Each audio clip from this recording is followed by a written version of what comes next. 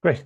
So welcome everybody. So we're just a few minutes past the hour now, and I will paste into the chat there again a link to the collaborative notes. So welcome to this session, the introducing the small uncrewed aircraft and autonomous platforms data working group session.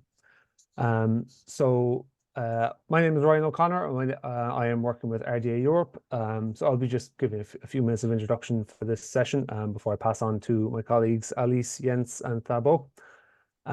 So in this session will be thanks Elise. Next slide. So just you'll be aware by now, this session is being recorded. So I've put into the chat there a link to the collaborative notes. There is a sign-in sheet table towards the top of that document. If you could please just add your name and contact details there, that would be great.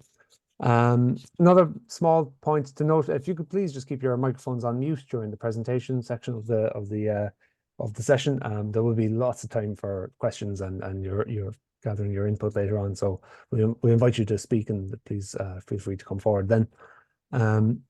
As I said, the collaborative notes document there, as well as the sign-in sheet there is a link to the agenda, which is on screen, and also a link to some of the link to the slide deck that we're using, and some sort of relevant links from the presentations. So just a quick run through the agenda. So I will hand over shortly to my colleague Alice, who will give us a background on the introduction to the group. We will have a look at some of the kind of past activities, and then we will have a look then at the new small uncrewed and aircraft systems data working group, which is currently in the process of being set up. We'll then have a brief kind of survey on Menti, I think it is, just of some of your expectations of the people who have joined us here. We'll move on to a couple of 5 or 6 minute long lightning talk presentations from the group's proposed co-chairs. So we will hopefully be joined by Thabo Simon, by Jens Klump, who I see just joined us a second ago, and by Alice. We will then be looking at a kind of wider discussion of the priorities of the working group activities, and the kind of future direction of the interest group itself, if possible. But mainly focus here will be on the working group, which will have been introduced by that stage. And then a few minutes towards the end of closing remarks. But before we do that, I am just going to give a few minutes presentation on, if we just go to the next slide, Alice. Just a few minutes on the RDA, just background for people who might be new to the RDA, and the kind of, especially when we're kind of progressing to a working group, kind of spinning out from an interest group. So it'd be worth, just for the sake of updating people, just to give a bit of background on that. So if you go to the next slide, Elise, please. So as I'm sure, and as I hope most of you are aware at this stage, what RDA is. So it's a international membership-based organization, really concerned with at all layers, from the kind of top down to the kind of activity of the interest groups and working groups, all concerned with sort of activities and tasks that reduce the barriers to data sharing and exchange, all mainly geared towards acceleration of data-driven innovation worldwide. So currently there are more than 13,000 members, so a very large community from countries across the world. So it's not just people who are working sort of directly with data. We're not just the membership isn't made up of just solely people who are working as researchers.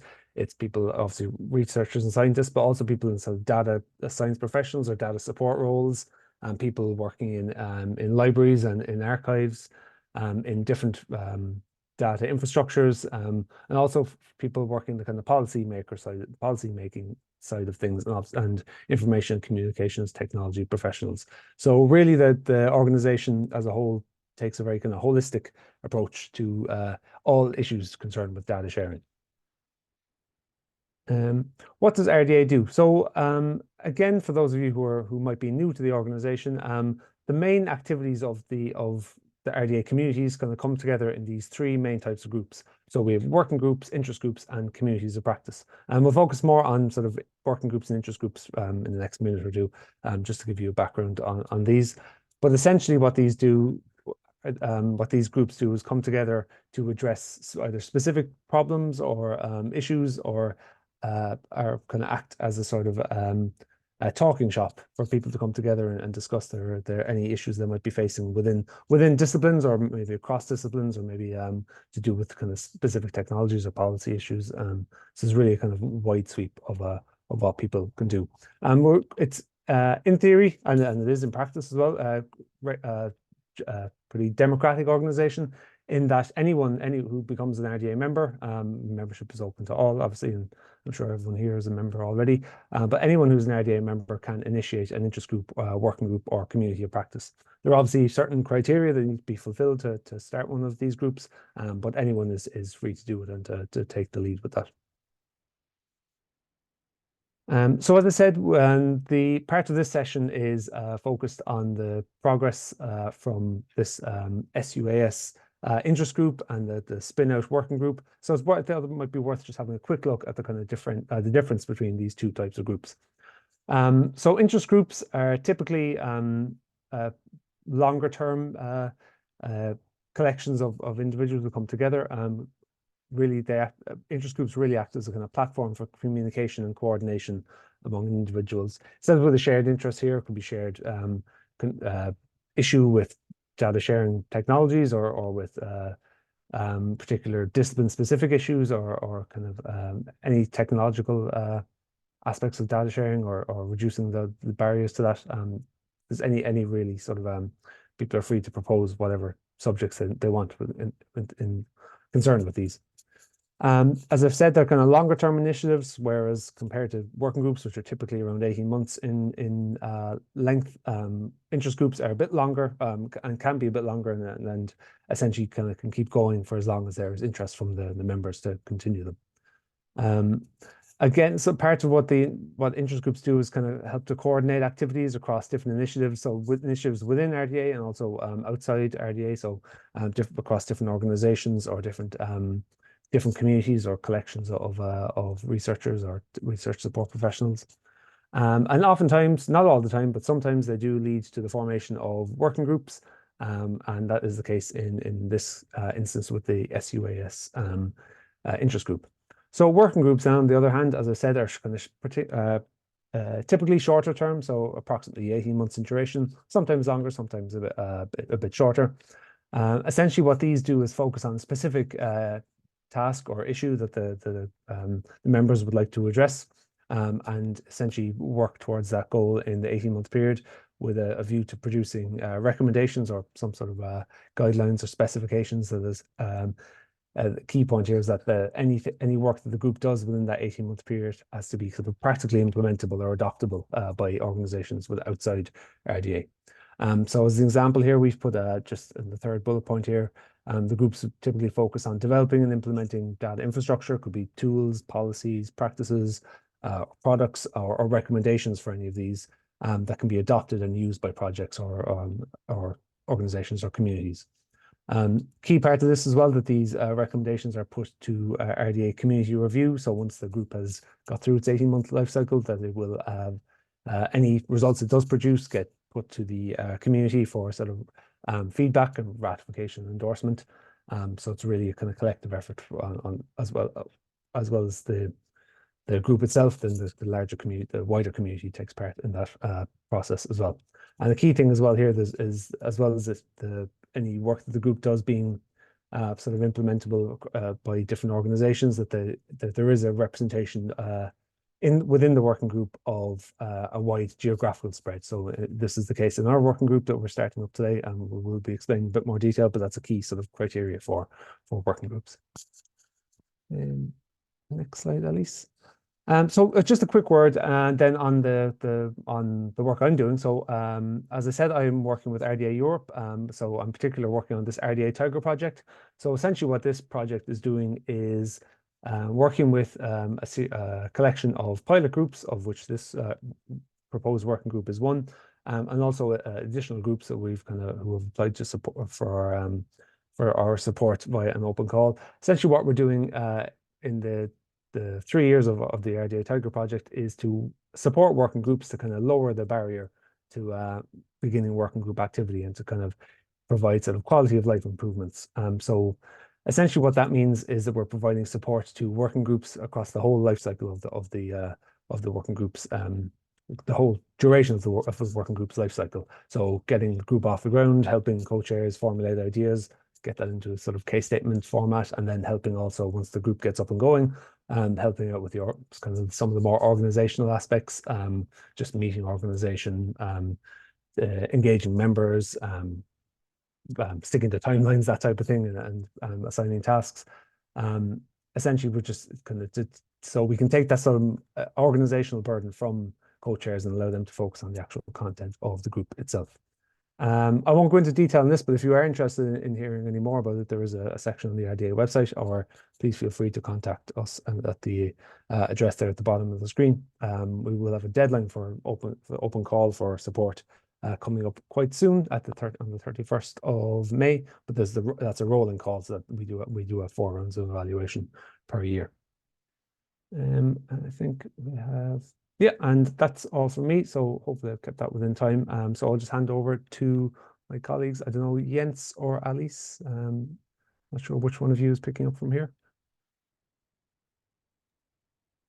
Jens, are you happy to do it?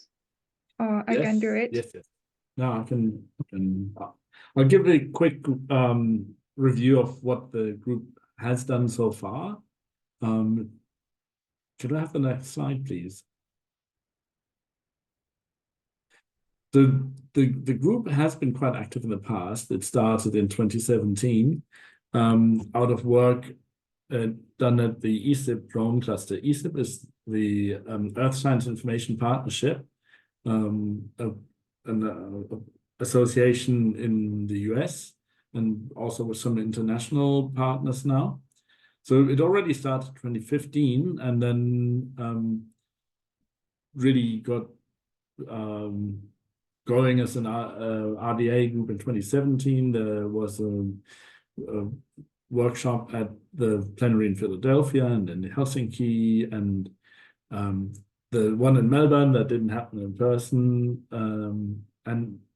But then it turned out that the pandemic really slowed down things a lot, which had to do with how it impacted the lives of the people involved in the interest group.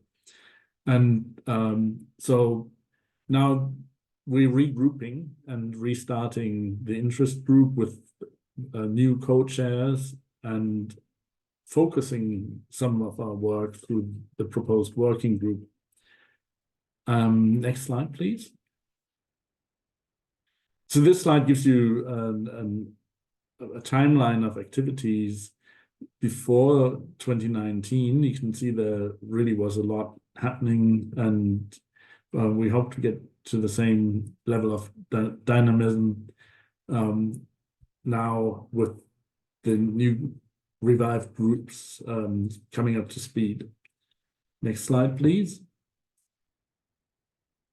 One of the outputs of the interest group was a paper led by Jane Weingart and Lindsay Barbieri, who really were instrumental in running the interest group, and then with quite a number of co-authors from the interest group that looked at the emergent data challenges for science based on small uncrewed aircraft systems data, and how the community has to formulate the requirements, and this matrix here is probably difficult to read, but it gives you an idea that different communities have different data needs, and I think this will be a theme that we will pick up again in this interest group, and it will also feed into the working group. Next slide, please. So the big changes for this year are that we have 2 new chairs of the interest group, Alice and Thabo, Alice Fremont and Thabo Simon, and the new working group that had been initiated by myself. Next slide, please. So the working group. Yes. Yes.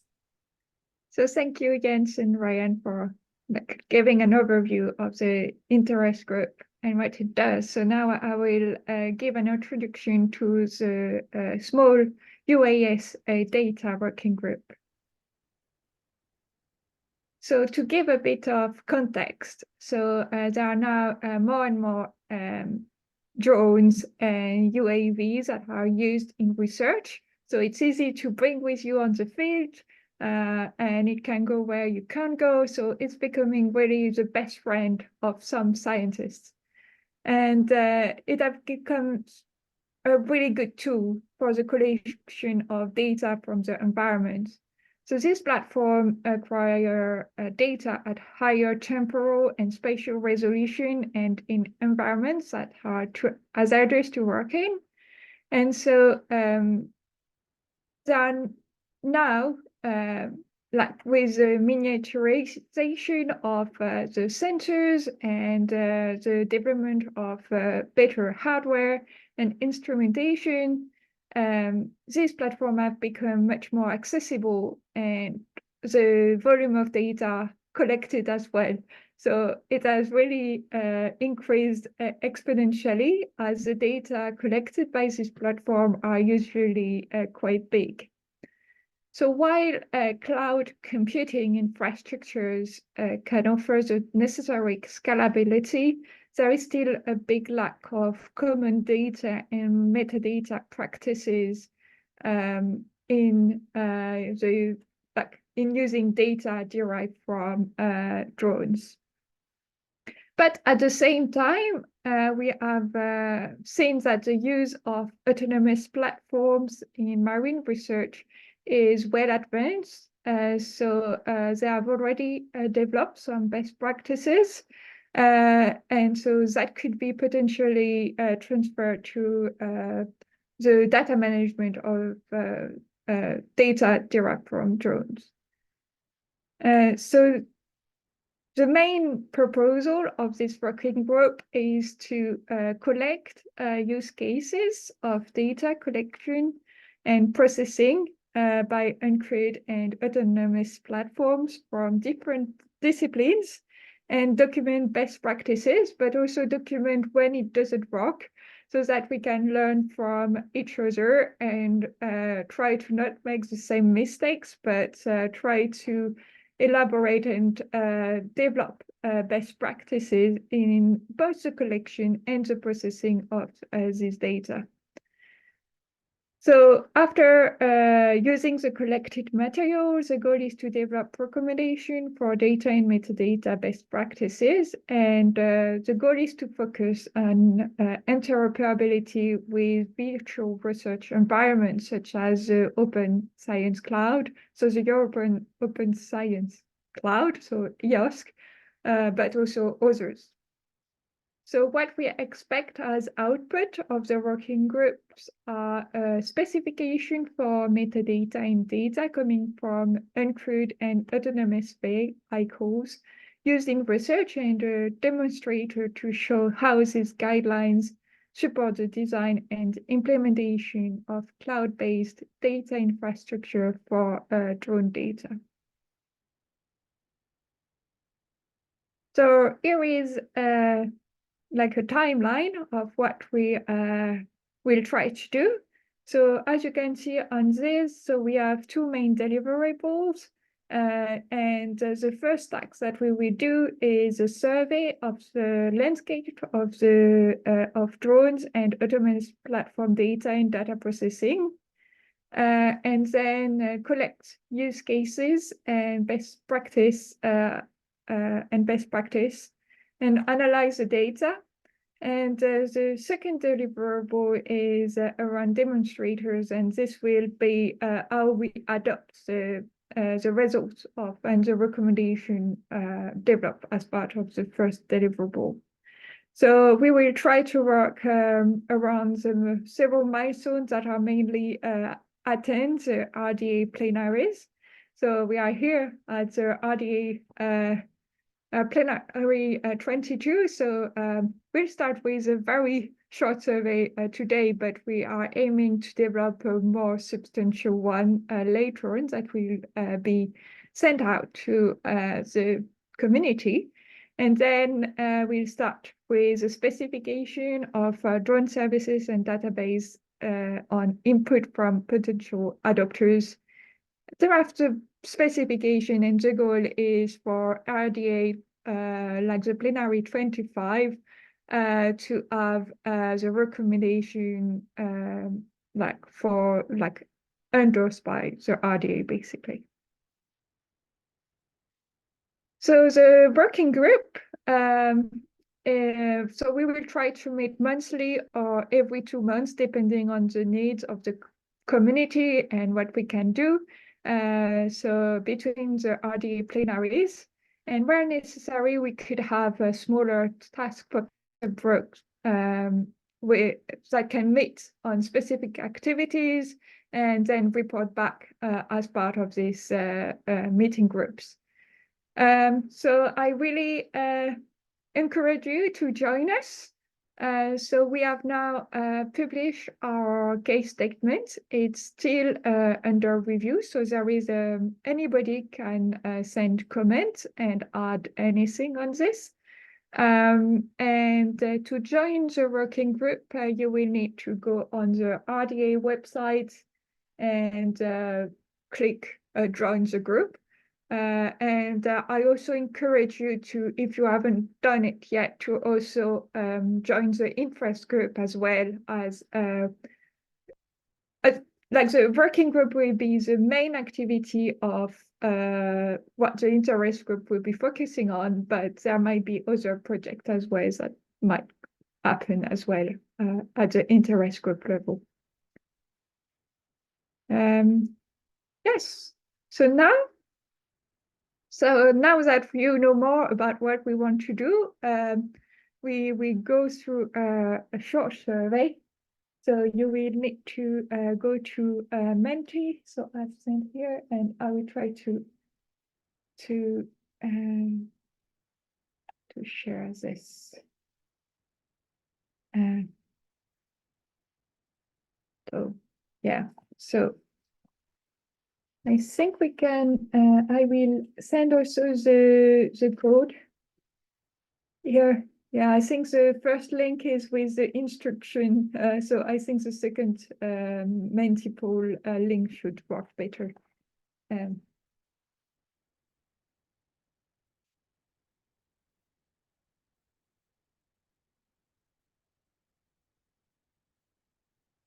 Okay, so now, do you want to present?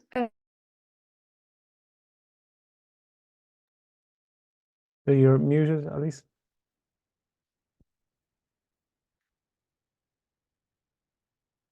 Sorry, it was a bit too much for me to do everything at the same time. No, no problem. So yeah, so the first question there, so as Elise presented just some of the initial ideas we have for the working group. So obviously we're still at the community review stage, so we haven't decided on the kind of schedule of the monthly meetings or when we'll be holding them, but just in principle, we'll kind of ask people who are attending if they would be willing to or like to participate in these monthly meetings. So I know there's only a small group of us here today, so yeah, I sorry. think we'll get just a bit of a sense combined with this is obviously a repeat session. We had people with us last week, so just overall we'll get a sense of how interested people are to join. Sorry. Yeah, okay. So yeah, one yes and one maybe. So this then is more focused. This question then should be on my screen definitely. So just if we can get a bit of an idea of how familiar participants are with the various aspects of the group is going to focus on.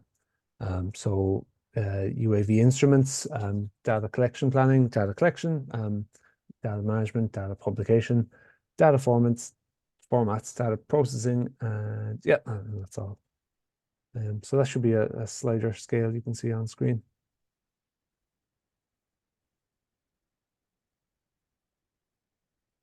So some level of familiarity with the people who are here, which is good to see.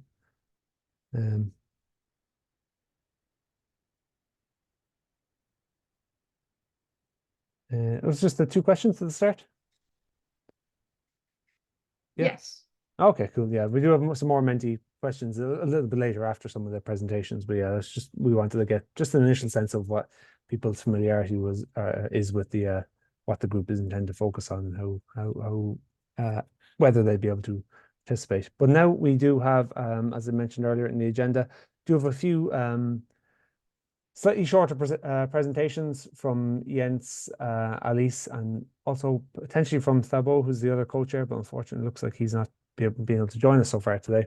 But these presentations will just give us a better sense of what Jens, Alice, and Thabo kind of do in their sort of day-to-day jobs and what they're bringing to the group. So I think it is, if I'm not mistaken, it is supposed to be Thabo's presentation first, but obviously he Yeah, isn't maybe here. I can just give a few minutes presentation on the behalf of Thabo, just like letting the community know what he's been working on. So Thabo is working at the Botswana International University of Science and Technology, so it's based in Botswana.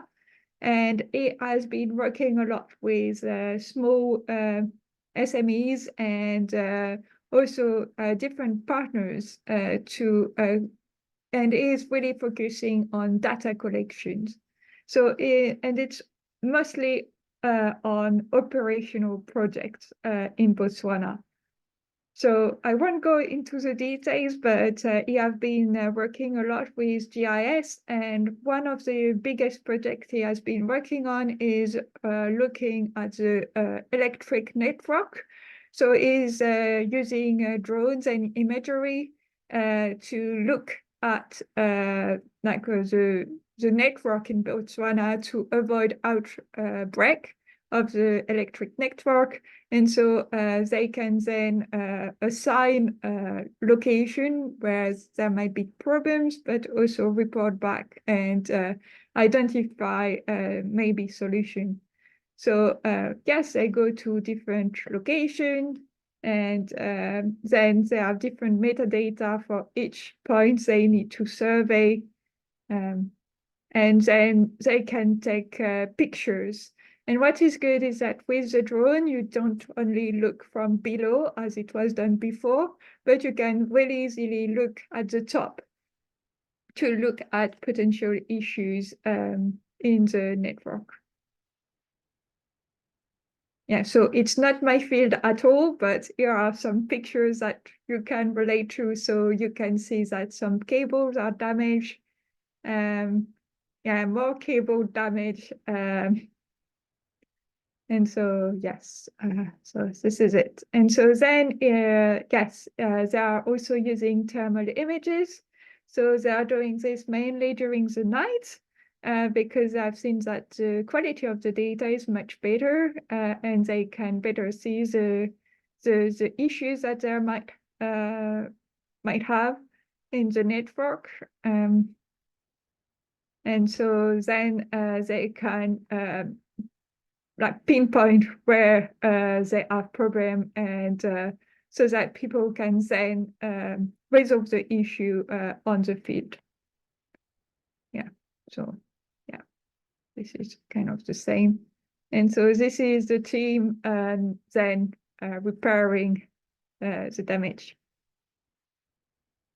And so here are the type of metadata that are specific to the work that Thabo is doing. So they have like more like a specialist, like yes, metadata, and then they have more specialist portal attributes that are added features that they have added to the GIS platforms that Thabo is working on. So they have information about the pole, but also like the wires and the voltage and so on. Yeah, and then they can have an overview of all the information in a condensed way. Yeah, and so this is the drone that they are using. Yeah, and as I'm not using it, I can't say much more than this. So now I will pass on to Jens. Yeah, and if Jens needs things that I have missed out in the presentation, please feel free. Yes, yeah, it's not our field, so we are trying our best here. Thanks, Alice. You did a great job. I don't think I would have done any better. The only other thing that I remember as a detail which I found interesting was one of the pictures showed one of the switch boxes on the network with birds nesting in them, and the problem there is that this can cause short circuits, and then the dry nests can catch fire and cause even more damage. So there's plenty of things beyond just damaged cables and insulators that can create problems in the electricity network. I found that an interesting detail. Okay, I'll jump to something else now, which is Australia Scalable Drone Cloud, ASDC for short.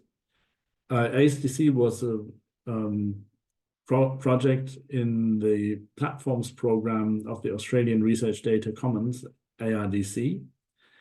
And the aim of this project was to provide a seamless data processing workflow from data captured all the way to publication and archiving, because we had identified this gap in the market that commercial drone data platforms were very good at targeted tasks, so specific products being very good at very specific tasks, but not flexible and open to new science questions. And the other problem that we identified was that all of them were walled gardens, and it was very difficult to get your results out of these platforms and published in a way that satisfies the fair data guidance principles of findable, accessible, interoperable, and reusable. Mainly, so because of the walled garden nature of those platforms, they don't fulfill any of those criteria. That's not what they're built for, but as a researcher, you have different requirements than maybe a surveyor. You can find the code that was developed as part of the ASDC project on GitHub. The link is at the bottom of the slide. AU Scalable Drone Cloud. Next slide, please. So this slide summarizes what I just said a moment ago, that ASDC was designed as a national platform for drone-related research. It was designed to be across domains and support data capture, analysis, and visualization and data publishing.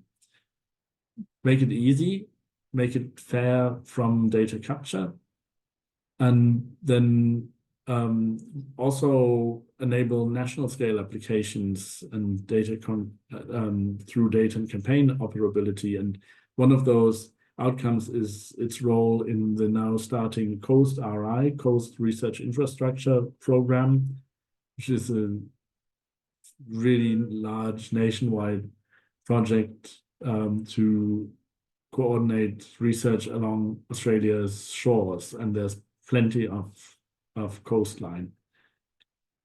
And in this platform project, we demonstrated best practices through the implementation of 5 different use cases. I won't have time to go into all of them, but I will present one of them as an example. Next slide, please. There's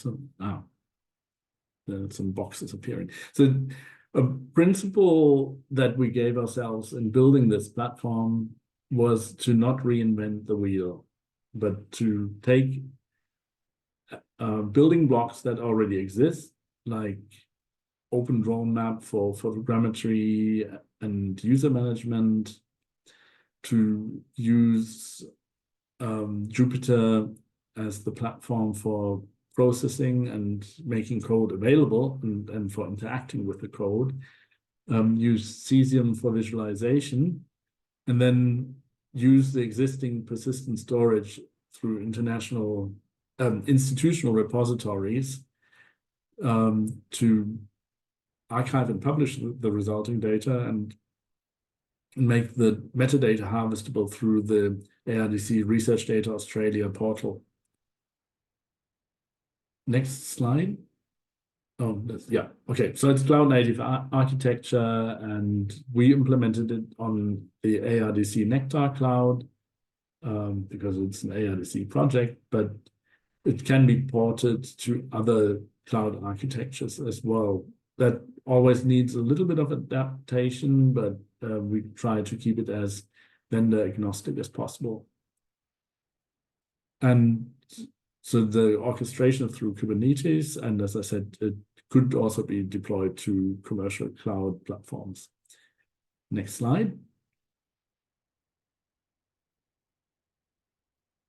So the one use case that I want to present as an example is fracture detection pipeline. The idea behind this is that mapping fractures in geological surfaces is extremely tedious and error prone, but successful mapping of those fracture patterns does give us some really interesting data products that tell us about the permeability of the rock, that is how much fluid can pass through the rock at a given pressure gradient. And this is important, for instance, for extracting water or gas from a geological reservoir, or for pumping something into the geological reservoir like hydrogen or CO2. And this processing pipeline takes drone imagery of a geological surface, stitches it together into an orthophoto mosaic, and then goes through several processing steps to identify fractures and map them as a graph network. And then in the end, this can be, the outputs can be published into the institutional repositories and discovered through discovery portals like Research Data Australia. Next slide, please. The question that arose in that last step was, which metadata do we need to capture, and which do we need to include in the archived and published data? Since this is in space somewhere, it has a spatial reference, geospatial information like ISO 19115 is kind of obvious as something that we would look at. And in this whole family of standards, there's also the ISO 19156 standard on sensor observations that does cover some of the sensors on the platform. But is this really enough? And it certainly doesn't describe the process that we did on the platform in sufficient detail. So we did not solve this in the project because that was a bit on the periphery of our questions, but it was something that we actually hadn't thought about at the start, and that then came to, not to bite us, but came as a question once we had processing pipelines going. And I think Alice has some answers. And Alice, I'll hand over to you.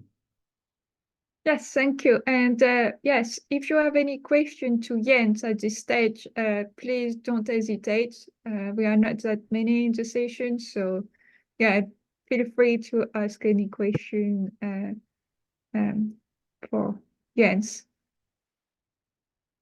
Yeah, so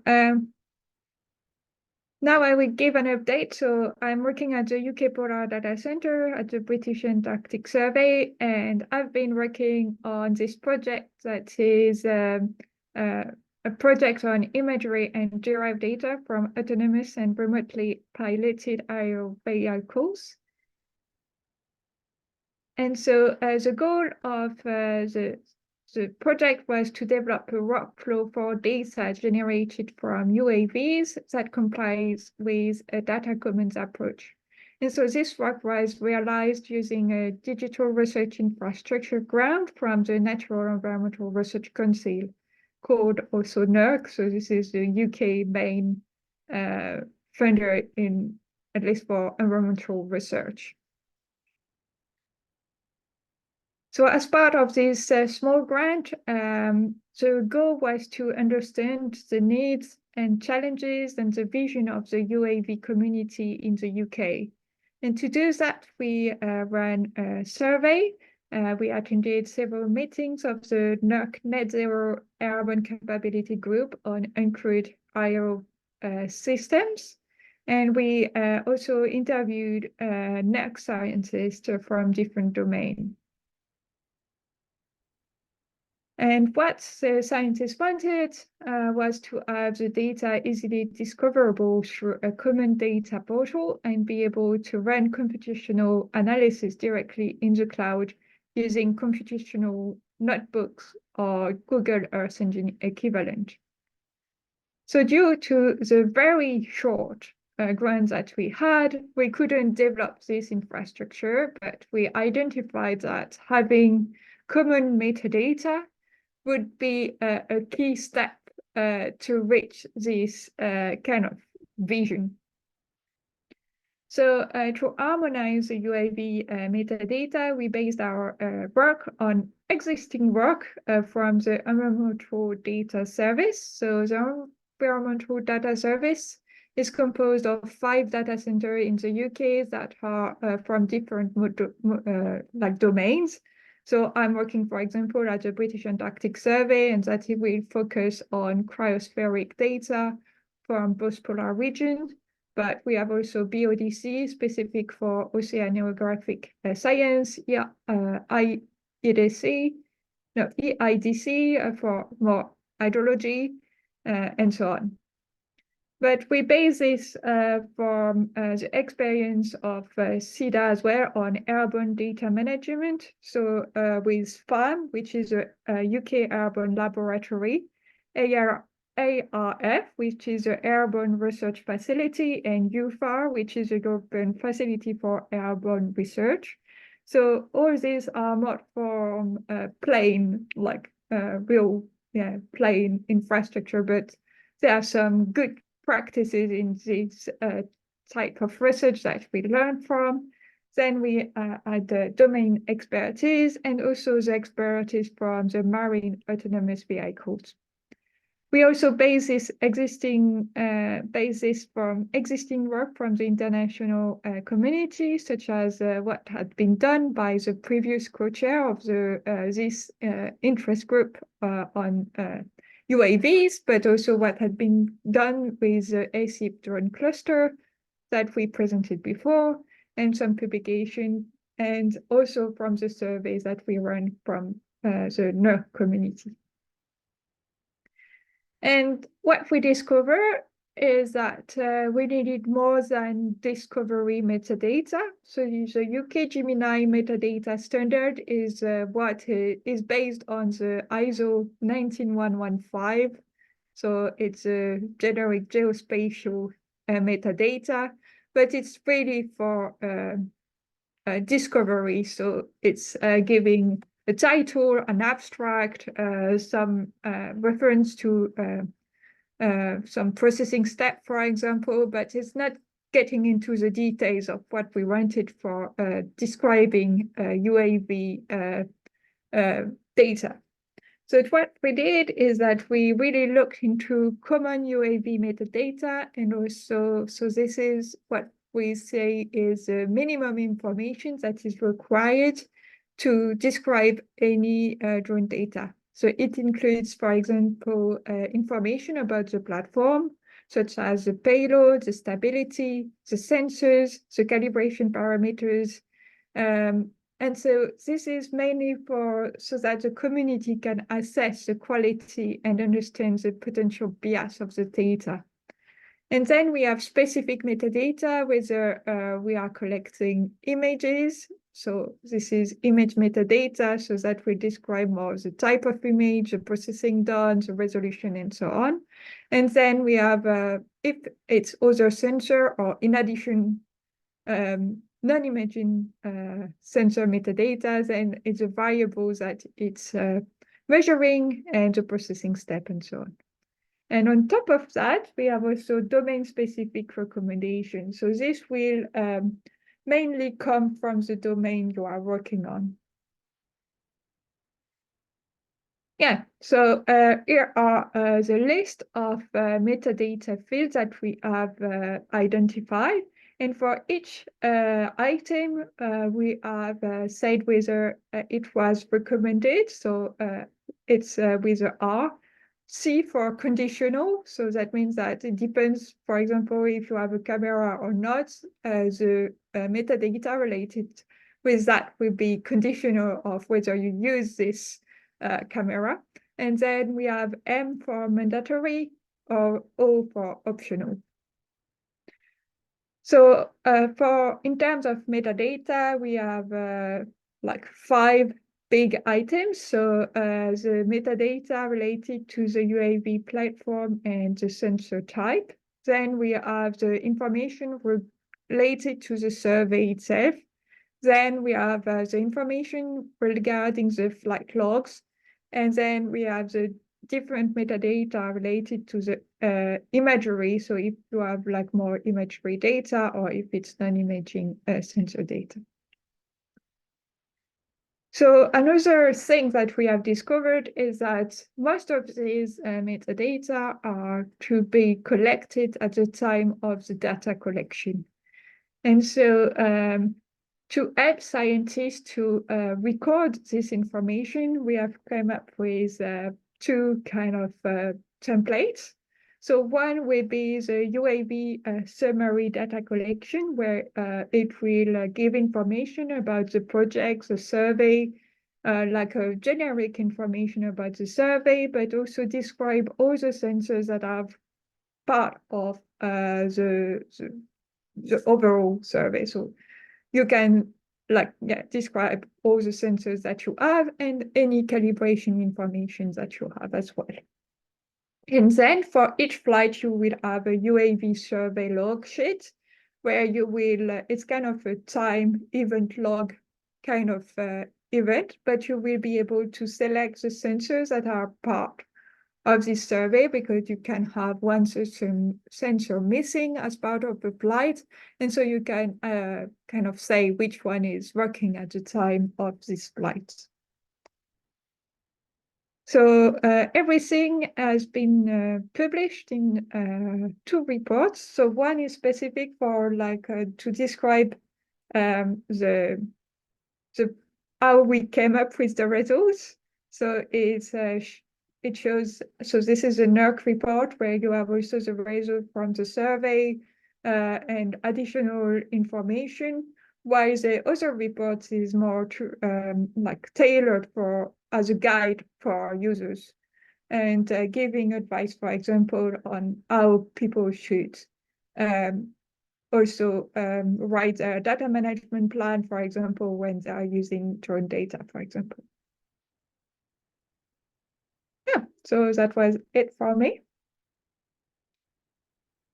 Yeah, so now I think we can see if anybody has questions. We can take any questions that people might have from the different presentation you might have. And then we will have a discussion of the priorities of the working group activities as a future direction of the interest group. So if you don't have any question yet, we can go through Menti again. And we have some suggested topics for additional information. So I will try to see if it's working again and I will share.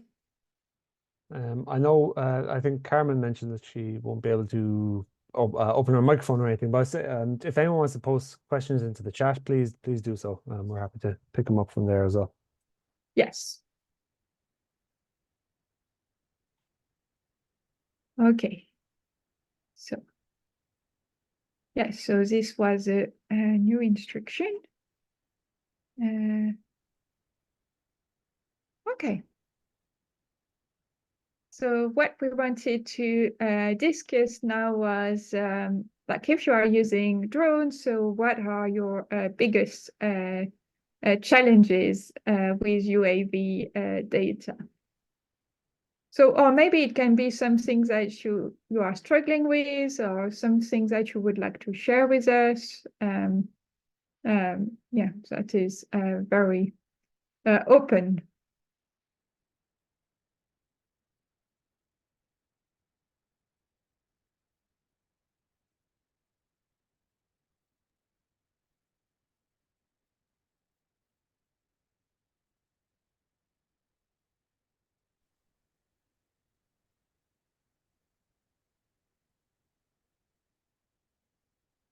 So we'll leave that on screen. And I guess it does take a minute or two to type up. If you do have a particular concern, we'll leave it on screen for a minute or so.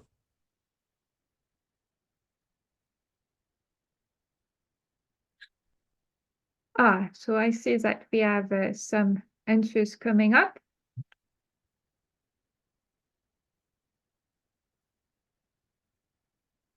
A few things there. So for those who can't see them, maybe who are on the screen. So first sort of challenge, I guess, someone has listed is the volume of data.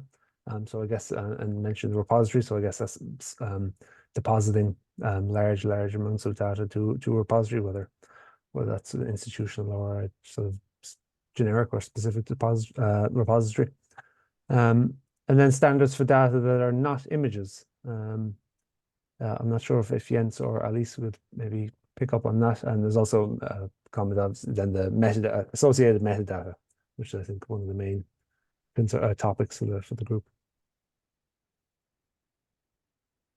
Yeah, I totally agree with that. I think these are some of the challenges that are the main reason why we want to set up the working group.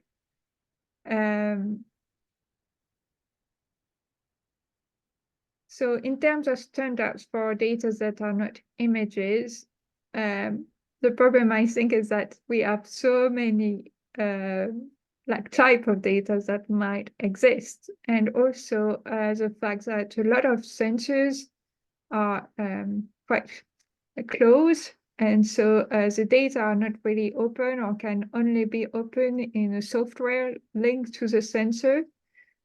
So that also means that it's difficult to use in like easily, and like even to publish afterwards, because you will need a platform as well that was provided with the sensors. So at least at the UK Polar Data Center, we are trying to work a lot with NetCDF. And we are also working with what we call, but this is a very, I think, local thing. So we are working with extended CSV. So it's to make CSV machine readable. So adding metadata at the top of the CSV as well to improve the machine readability and improve the reusability of the CSVs.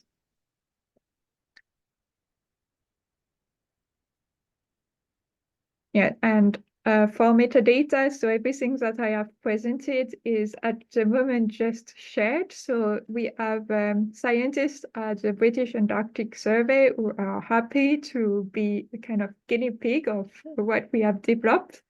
So they have been on the field, so now I'm trying to find out if they have worked well or not, and followed the different templates that had been provided before they left. So part of this working group might be to also report back from this evolution. So Jens, do you have any comments?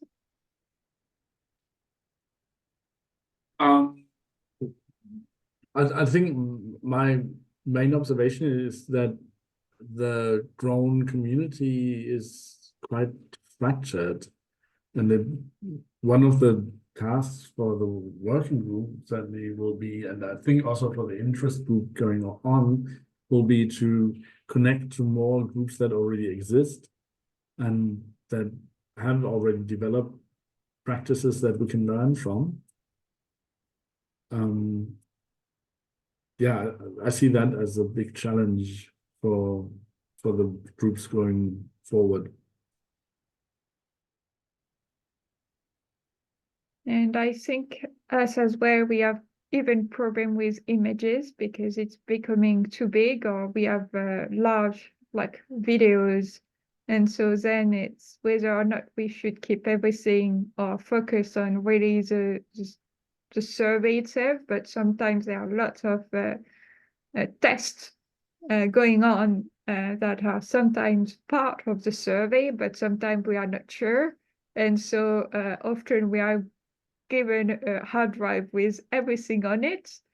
And so when you are not expert as working in a data repository, it can be very difficult to see and to the value of what it is, because sometimes it's just the sea being like flown over for 30 minutes. So sometimes you are like, oh, okay, that seems bit always the same, but it's difficult to know which one to take or not.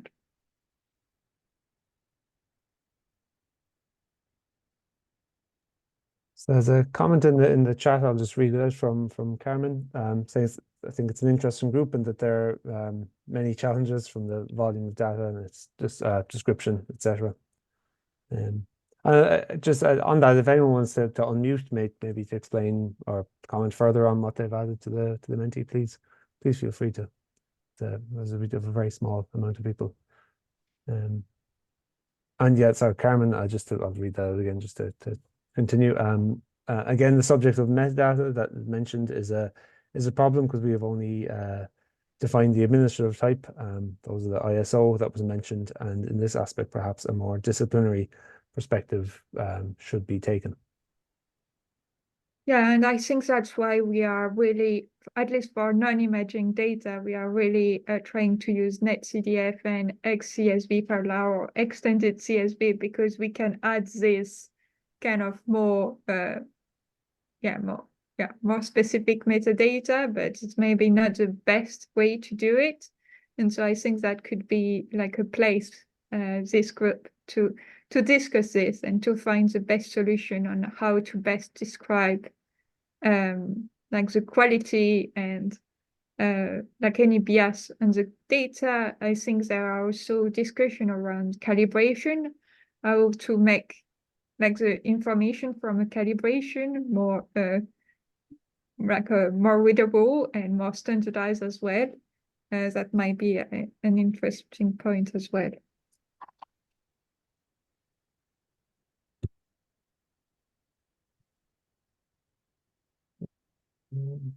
Was there a second question, Alice, on this set from the Menti? Yes, there is. Yeah, so the second question is, what would you like to see as recommendation from the working group? But that might be also I think there is also another question after that. But yes, like, is there like a topic you would like to focus on as part of this working group? Like, it's more to see what are the priority we could set as part of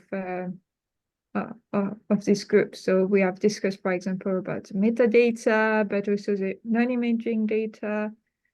Should image data still be part of it? So there are also, yeah.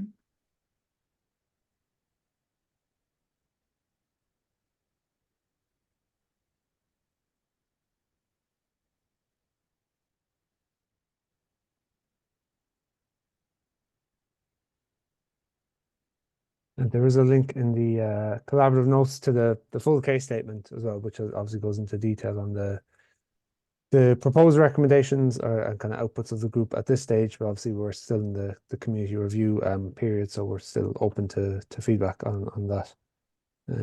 So what I will do, just so people have it, as I said, it's in the community. It's in the. Oh, sorry, Alice, you've done it there. Yep, perfect. It's in the chat there for people.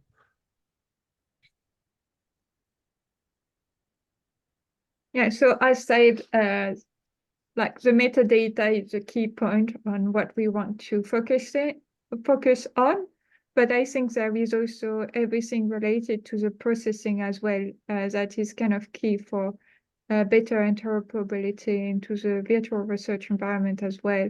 So this is where Jens is more an expert on, and so this is where we really want to also get with other projects such as EOSC, but also ARDC, so the Australian Research Data Commons kind of approach, and other initiatives. So we have also, a UK kind of NERC EDS that I would be trying to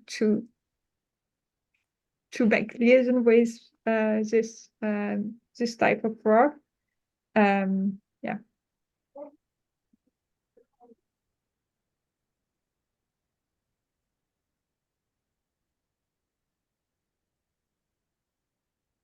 Yeah, so maybe I can just switch to, I think there is another question. Maybe, yeah. So I think this is the last question, is around any other ideas or like idea of collaboration or other project you're aware of or initiative we need to think about or that might benefit from or contribute to this work that you would recommend would be yeah.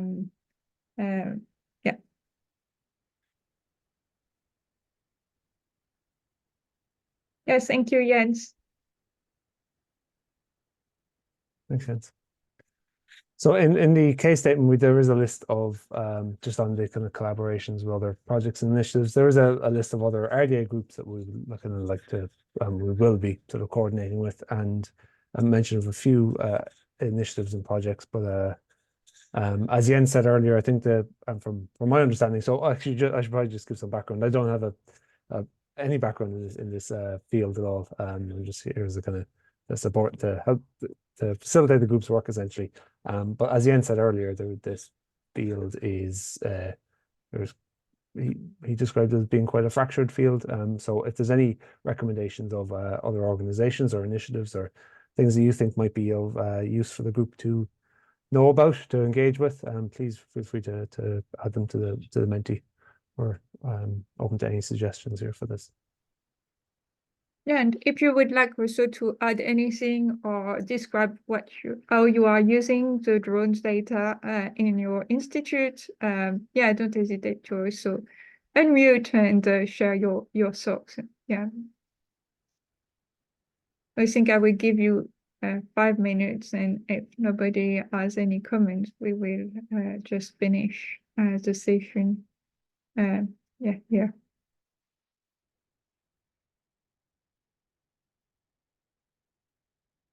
Yeah, so what we really want is to really build a community. So whether you want to just watch what the working group will be doing or be more active and collaborate with us, just let us know. So just join the group and you will have like the information on what is going on and so on. So yeah, merci Ines. Yes, and if English is not a good thing, you can still speak to me in French if necessary, if that can help people. There's a question from Borak in the chat there. So yeah, this there will be a recording of the presentation. Yeah, so I'm recording now. Just double check that. I've put in the link in the chat earlier. I'll try and find it again. So there's a recording of the session we had from last week, but obviously this session is being recorded as well. So both will be available via Whova. Here's a link to the recording from last week. I'll just put it into the chat.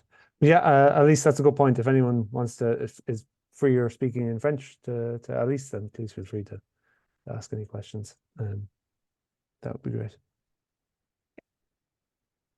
Yeah, so thank you everyone for joining. If you don't have any other question, we will just close here the session.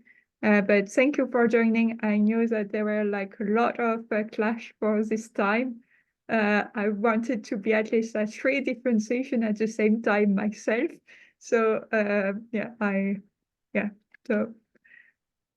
so have a good day, and maybe see you at one another drone data session. Thank you. Thanks, everybody. Thanks, Elise, for taking the lead of the session and all the presentations. And yeah, as I said, I've put a link in the chat. Please sign up to the group, and we'll be able to keep in contact with you and keep up to date with any developments the group has over the next few weeks in terms of setting up the meeting schedule and all that. So yeah, just please feel free to sign up to there, or pass it on to anyone who you think might be of interested in the group's activity. Thank you. Bye. Bye, everybody. Good afternoon.